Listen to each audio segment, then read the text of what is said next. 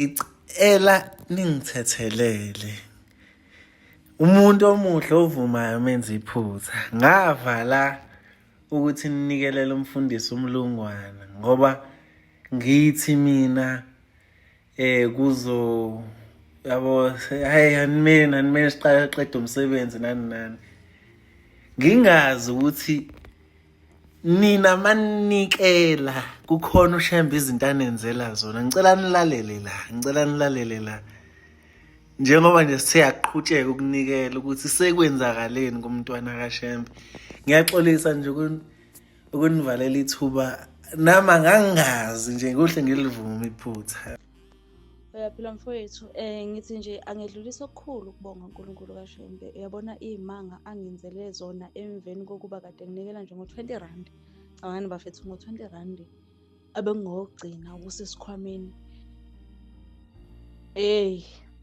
Hhayi, angazi ngithini.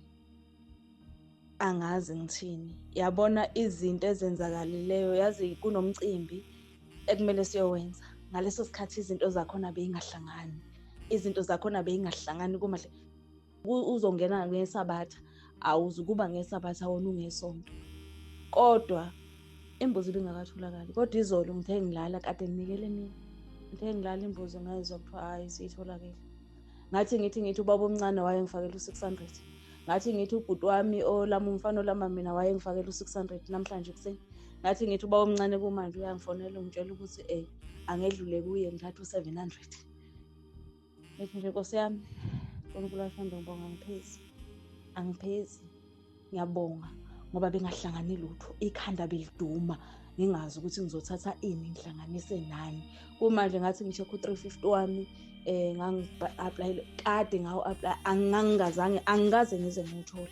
Kodwa ngithe namhlanje uma ngiwu-check-a ngithi ngihlezi ngiwu-check u-decline.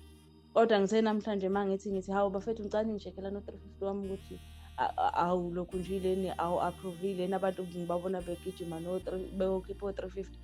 Ngithi bafethu iy'nyanga eziwu-8 u-approve-ile inkinga awakaphumi ama-date.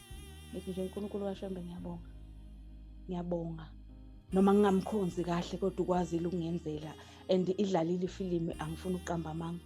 Ngiyeke ngizwe kuthiwa kubonga okuncane kubonga okukhulu. Uyabona ngenzele khona kukhulu kimi. Ngiyabonga kakhulu. Angazi ngithini. Ngiyabonga. In the bank,